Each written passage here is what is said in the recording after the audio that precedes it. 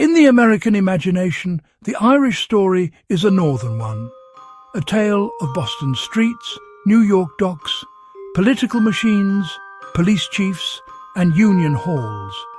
But that is only half of it. The other half, the darker half, unfolded far from the cobblestones of the Northeast. It happened in the swamps, plantations, river towns, and burning streets of the American South.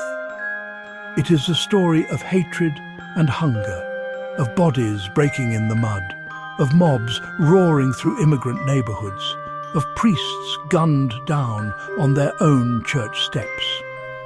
It is a story the South buried, the North ignored, and the Irish themselves quietly forgot as they climbed into whiteness and power. This is the story of the Irish who were hunted, used, and consumed in the American South. The Irish did not walk into a gentle land.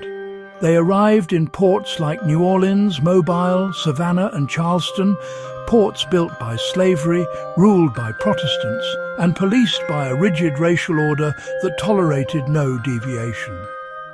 These were societies where difference was danger, and nothing signalled difference more loudly than the sound of a Catholic name in a Protestant world. The Irish arrived poor, starved, sick, unskilled, and desperate for work. To Southern elites, they were exactly what they needed: bodies without power, labour without protection, men willing to die because dying was the only alternative they had.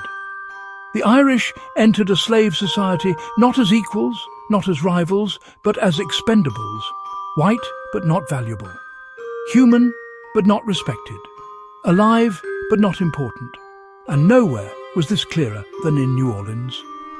In 1832, the city began the new Basin Canal, a massive engineering project carved straight through malarial swamps infested with snakes, disease, rotting vegetation, and unbearable heat.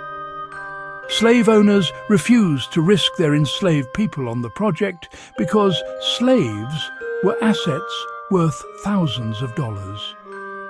Losing one was a financial catastrophe. But losing an Irishman, that cost nothing.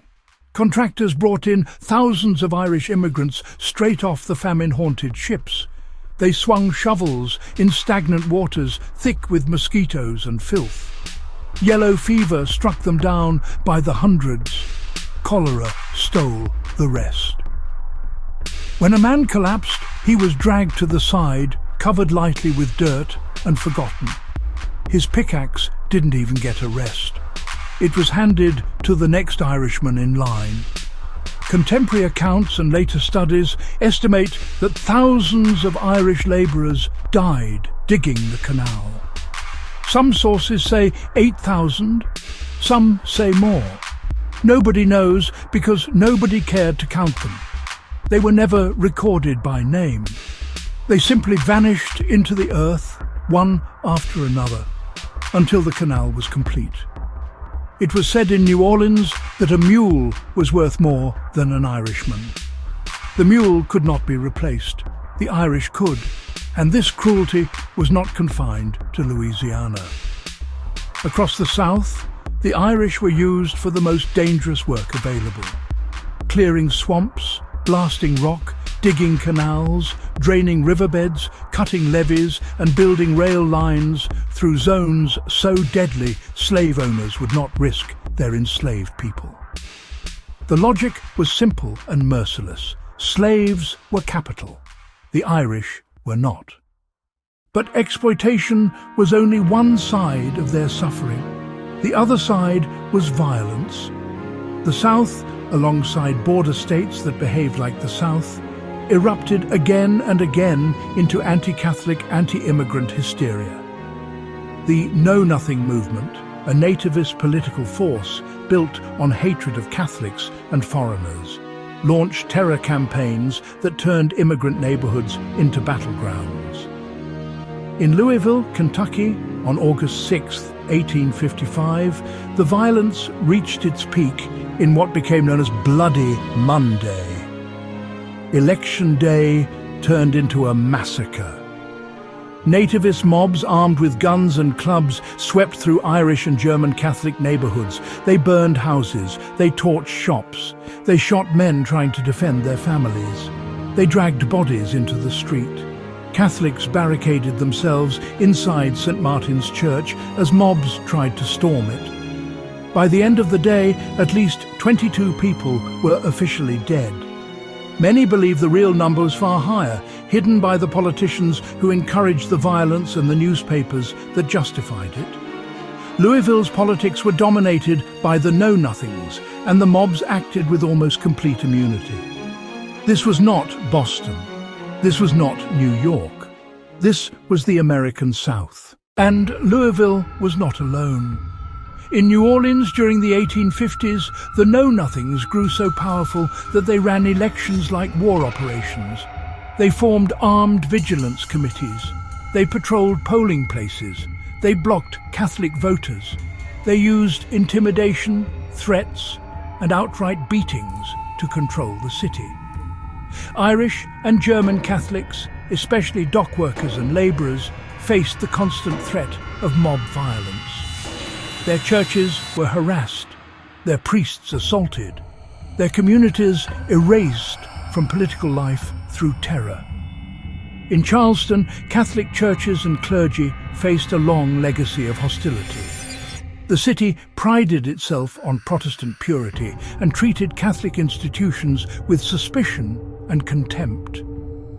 Irish Catholics, as the largest Catholic immigrant group, felt the weight of this hatred more than anyone else. In smaller southern towns, Irish families lived quietly, keeping their heads down. They hid their Catholic Bibles under floorboards. They avoided public gatherings. They changed their names to sound more Protestant. They whispered their prayers instead of singing them. In a land where the colour of your skin wasn't your only vulnerability, faith could make you a target. And then there was the shadow that hung over it all: lynching culture. The South is rightly remembered for the horrific lynching of black Americans, a crime against humanity that towers over everything else. But within the smaller number of white men who were lynched, historians note a striking pattern. In the earlier decades, before Italians became a major immigrant group, the white victims were disproportionately Irish Catholics. Poor, foreign, Catholic, vulnerable, suspicious in the eyes of local authorities, targeted when convenient. It is impossible to know their names. Their deaths were not recorded by the newspapers, which often sympathized with the mobs. Their families left no archives. They simply disappear into the statistical shadows of early lynching records. But one Catholic killing in the Deep South did leave a name, and it became one of the most shocking anti-Catholic crimes in Southern history. Father James Edwin Coyle was born in County Roscommon, Ireland. He came to America as a young priest, eventually serving in Birmingham, Alabama, at St. Paul's Church. He was charismatic, respected, and known for his strict devotion to Catholic ritual. For years, he ministered quietly in a city dominated by Protestants and infested with the Ku Klux Klan. On August 11, 1921, he performed a marriage that sealed his fate. A young woman named Ruth Stevenson came to his church. She was the daughter of a Methodist minister and an active Klan member.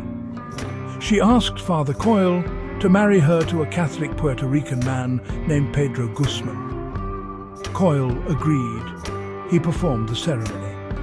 And within hours, Ruth's father, Reverend Edwin Stevenson, marched to the rectory, pulled out a gun, and shot Father Coyle in cold blood on the porch.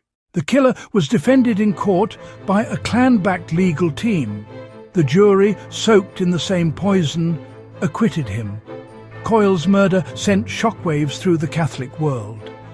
But the South shrugged. Another priest dead, another message sent. Catholicism was unwelcome. Irish priests were targets. Justice was optional. And yet, Here lies the paradox. The same South that hunted the Irish eventually absorbed them. In New Orleans, the Irish rose from canal diggers to city leaders. They joined the police force, the fire department, the political clubs. They opened businesses. They founded banks, including Hibernia Bank, which became one of the most powerful institutions in Louisiana. They fought in massive numbers for the Confederacy, commanded regiments, and occupied city offices afterward. Across the South, Irish descendants became sheriffs, judges, lawmakers, and soldiers. As decades passed, the boundaries of whiteness shifted, and the Irish, once outsiders, were invited in. They embraced Southern identity. Some even defended it with fanatic loyalty. They joined and led Confederate units. They enforced Jim Crow laws. They climbed into the very power structures that once despised them. This is the uncomfortable truth of Irish-American history. The oppressed did not stay oppressed.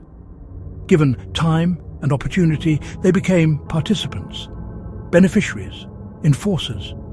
The hunted became hunters in a system that targeted others. History is rarely clean. It does not allow easy heroes or perfect victims. The Irish story in the American South is not a tale of innocent saints crushed by villainous natives. It is a tale of a people used for their desperation, punished for their faith, attacked for their foreignness, and then slowly folded into the fabric of Southern white identity, where many ultimately took part in the oppression of others. In the swamps of New Orleans, their bodies were consumed as labor. In the streets of Louisville, their blood ran on Election Day. In the corridors of the Klan's America, their priests were shot dead. And in the quiet cemeteries of forgotten towns, their names remain unknown, their graves unmarked, their stories lost. But they endure in fragments, in the canal banks that claimed them, in the churches that sheltered them, in the riots that scarred them, and in the contradictions that shaped them. They came as outsiders. They suffered as outsiders. And slowly, painfully, through violence and compromise, they ceased to be outsiders. The Irish in the American South lived a story of exploitation, terror, survival, and transformation. A story too dark for textbooks, too complex for myth, and too honest to ignore. And this shadowed, uneasy, blood-soaked history is part of what made the Irish in America who they are today.